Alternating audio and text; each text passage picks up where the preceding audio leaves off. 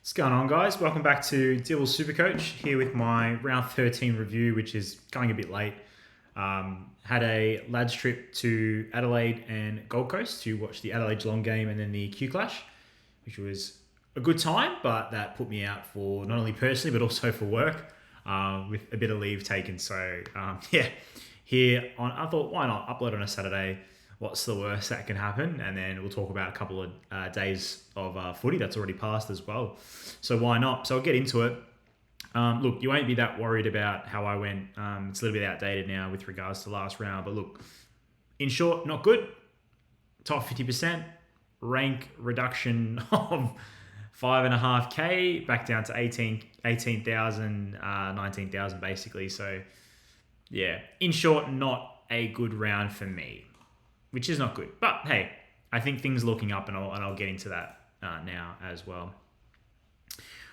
All right, if I turn SC Plus off, we'll have the scores from last round. So in short, Sinclair, always consistent.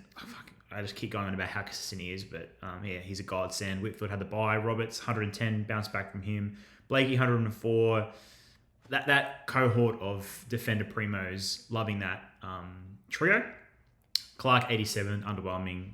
Houston, very underwhelming. Bane of my existence, those two, but is what it is. Lucky to get a spike score from Edwards. I was looking to trade Edwards this week, but I think with that 84 in his system, and given the fact that cash is a little bit hard to come by, giving him another go and keeping him in the team. And good to have Dirksen back playing as well. Bit of cash gen there. Heaney, always consistent, 119. He wasn't my captain. This is how I'm setting up for this week, so don't be fooled by that. Gorn was my captain last week. Butters, 96, underwhelming, but that's okay. Did not have Bond in my team, so don't be fooled by that. Sorry, guys. Didn't have Dawson in my team last week, so don't be fooled by that either. LDU, unders, Finn by, coming by. Dacos was great on the... I think it was King's birthday clash. It's now the big freeze. It's the Neil Danaher clash now, more than ever. Walshy, issue with his shoulder, not good. Gonna have to hold. Don't have a choice. Gordon Cherry, fuck. How underwhelming. What's his break even? 188. Yikes. I have no idea. I actually watched this game because I was busy just enjoying the time up on the coast. But yeah, I can't get a read on Cherry. It might end up being a foul pick, but I'm along for the ride now. I've got not enough trades to stuff around now with getting him in, out, and it's done now. So just ride it. Sheasel, 86, bit underwhelming, but he's been excellent this year. Petrarca, 72, is not what we want from him. Jason Horn-Francis, loving this, 119. Pickett, 100, could have been bigger had he took his chances. Henry, Banfield, dead. Dovison, dead. Reedy, dead. Fuck F5, fuck F6. Like, I'm so done with the forward line, and I'll get into that in a little bit more as well, a little more detail. Hawkahan, I did not have last round. I've traded him in this round. Sorry for the confusion because this one's being uploaded late, but being open and transparent regarding that. Now, getting into this week, let's move forward. Let's not look backwards. Let's move forward. Okay, so my trades this round. Let me move my head. My trades this round were as follows. So, and it's a bit controversial. So strap yourselves in. The outs, the ins are Dawson, Bont, Hawkahan. On the face of it, outside of Bont maybe having just an okay score, I'm pretty happy with that. The reason why I went, and I'll talk about the trade outs as well, sorry. Anderson, he's made enough money as it is. Rechko, same. Like, ideally, I'd love to keep these guys, but Anderson on a buy. Rechko probably has 30, 40 more K left in him. Would love to keep them, but I need to trade people with cash on their heads, or else they're not going to be meaningful trades. I'm not going to be able to get in good players. The big one is Grundy out. So, yeah. Here's my thinking. So I was looking at my team, and I'll go back to my team. I'm looking at my team, and I'm like, this was before I traded. I have to get 4 more Premos in to be full Premo, quote unquote. Had 12 trades. And I'm looking at this team and I'm like, who's actually making me good coin and good money where I can actually make these trades? Edwards, his break even is 31. He's got a score of, I think, 15 in his system, which will drop out. I think it's 15 or something like that. Score of 19 in his system, but his scoring's been a bit up and down. I think who got the concussion, McCartan concussion will probably help him with his job security and scoring. We'll see. Cumming, I don't know, he's apparently playing with one good shoulder. Like, I don't know. I was surprised Dice Sharp, well, not surprised, sorry. I'm glad he got named again, but I don't know how much money he's going to make. His role's not the best. Ison, he scored 20 and a 20. 42 and a 20, sorry. And he's made 68K. His break-even's what? 42. He might not even get his break-even. And I've got a dead Rook Henry, dead Rook Banfield, dead Rook Dovison, dead Rook Reedy, dead Rook ZZ. And I'm just looking like, how the fuck am I supposed to get 4 more Primos in with 12 trades? I'm like, well, and if you think about it, if you're trying to get good players in, you're probably likely to use 3 trades. Long story short, after the ramble, I couldn't see a pathway for me to get full Premo. Now, granted, I made these trades, I think, on a Tuesday or a Wednesday. This was before teams were named. Clearly, when teams were named, there's a lot more 99K rookies, the SSP guys coming through. You know, are they going to be good? Are they going to be bad? I wouldn't have a clue. There's these, why weren't they on an AFL list in the first place? Who knows? Some of them are highly touted. We've seen in the past, the people like Newcomb and Durham and McCarthy as early as last year were probably really good for us, but it remains to be seen how good they are and how much money they're going to be able to make. So yeah, that caveat being, I didn't see all the debutants come out. I'm not that worried about that. The thought to the madness is, Grundy, I've gotten a 99, a rest, a 90 something from him. If I click on his...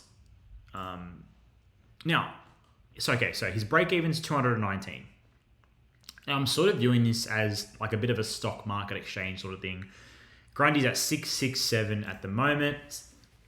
667 at the moment. Going up against Port Adelaide, I think they're double rucking. I'm pretty sure. Ole's got a good record against them in the AO. Brisbane, they're a tough ruck matchup.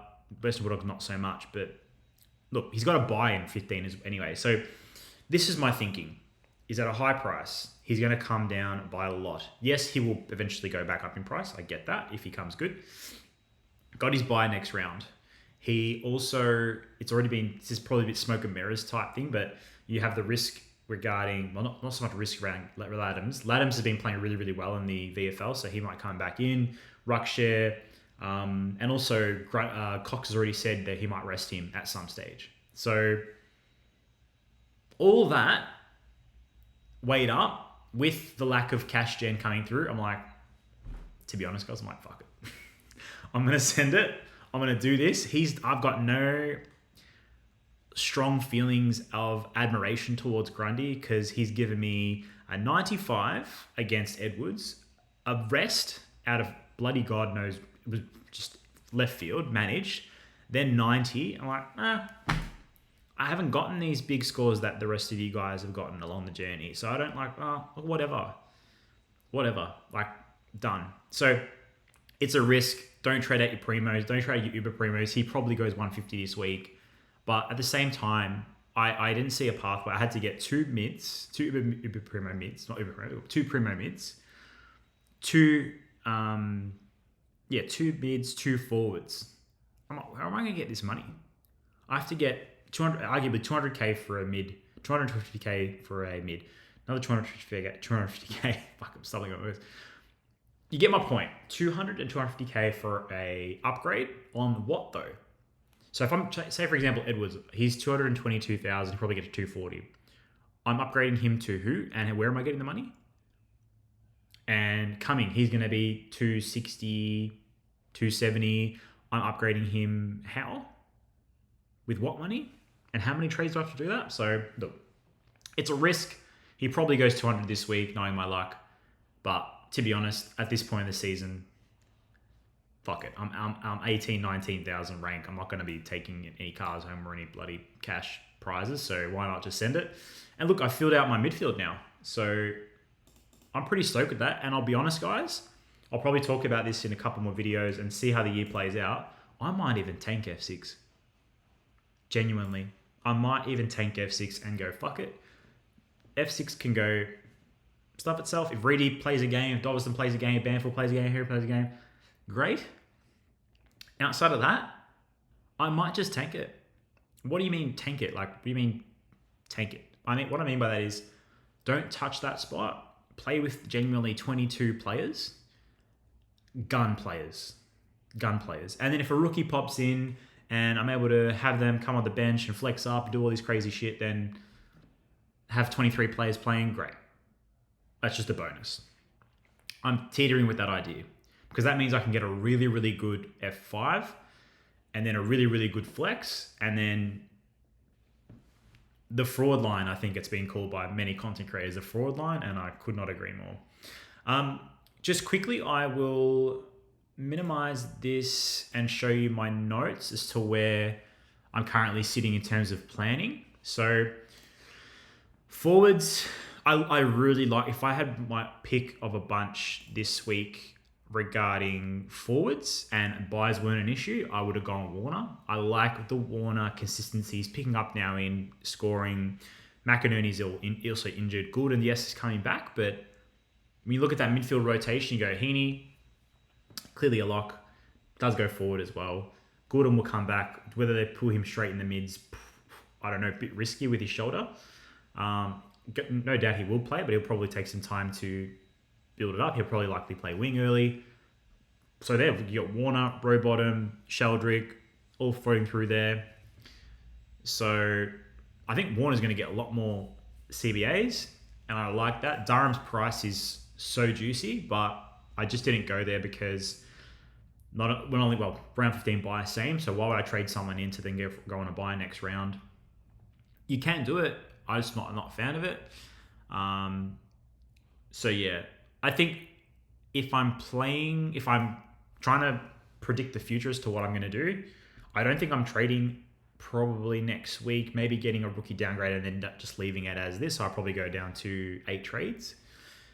Out of the round 15 buy, I then get Durham or Warner in. I probably get Durham. I'm not 100% certain. And I've got a lot of Sydney players too now. I won't say a lot. Heaney, Blakey. I did have Grundy, obviously. That's probably why I think I have a lot. But so yeah, it's like... Anyway, I get one of Warner and Durham in the round after, so round 16. You can see in terms of my buy structure, I've got 4 Premos off this round. I'm counting fucking Houston and Clark as Premos, but that's a side matter.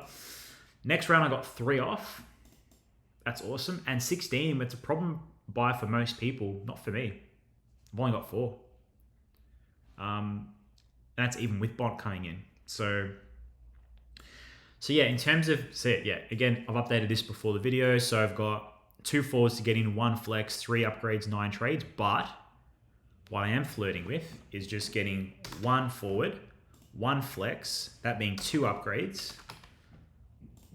And then I'm probably going to be left with, let's call it 4 trades. Well, 4 to 5 trades I'd be left with for the rest of the year. That's 1 or 2 luxuries, 3 injuries, 3 or 4 injuries. So that's what I'm currently weighing up. In terms of the round that's just happened, I'll chuck, in terms of the games that have just been played, for me personally anyway, I've got fucking, lucky with the Dawson 184. I did not expect that. That was probably something that I expected from Bont, not so much Dawson, but especially here at Marvel. But awesome. I love that. Bit of a sugar hit. Bont, 101. Yeah, he'll lose a bit of money, but I have Bont now. I hate watching Bulldogs games without the Bont. So Bont in. Dawson, 184. Like, I'm a bit lucky, I'll be honest. Like, I'm not going to sit here and sugarcoat that. And people that VC'd him, your week is set up. You'll be cruising this Saturday and Sunday knowing that. And then Petrarca 93, that's half decent in the forward line especially. And Hulk Khan, good on him, mate. 99k rookie. Jeez, he's a star. He actually going to make a fair bit of coin as well. But when he gets to a fattened up price, it'll be like 4 or 5 runs from now. So he's probably just one that stays in the team, to be honest, like just from a scoring perspective and cover, defense mid. And who's to say, like, alternatively, what I could do is I can go, I don't think I'm going to do this, to be honest, but an alternative plan could be Durham and Warner in, and I leave Hawker Hunt in flex. Why not? Could do that, but I don't think I'll do that because I'm then loading up on the forwards and like, I don't really like the forwards. I'd rather get one more forward in out of Warner and Durham and then get a awesome flex. Who is an awesome flex? Got no bloody idea. Maybe a Naz? Def mid? Anyway, I'll leave the video there. A bit of an awkward upload time on a Saturday midday. Couple of games have played. You guys don't give a shit about how my round 13 went. We're in round 14 now, but thought why not stuff it. Let's get that video out there, and then good luck to you guys for the rest of the rounds. Hope it's been a good one so far. And yeah, we're halfway through the buys. Yeah, we're pretty much halfway through the buys. We'll see how we come out the other side. Good luck, guys. Take care. Enjoy the rest of your weekend. Cheers.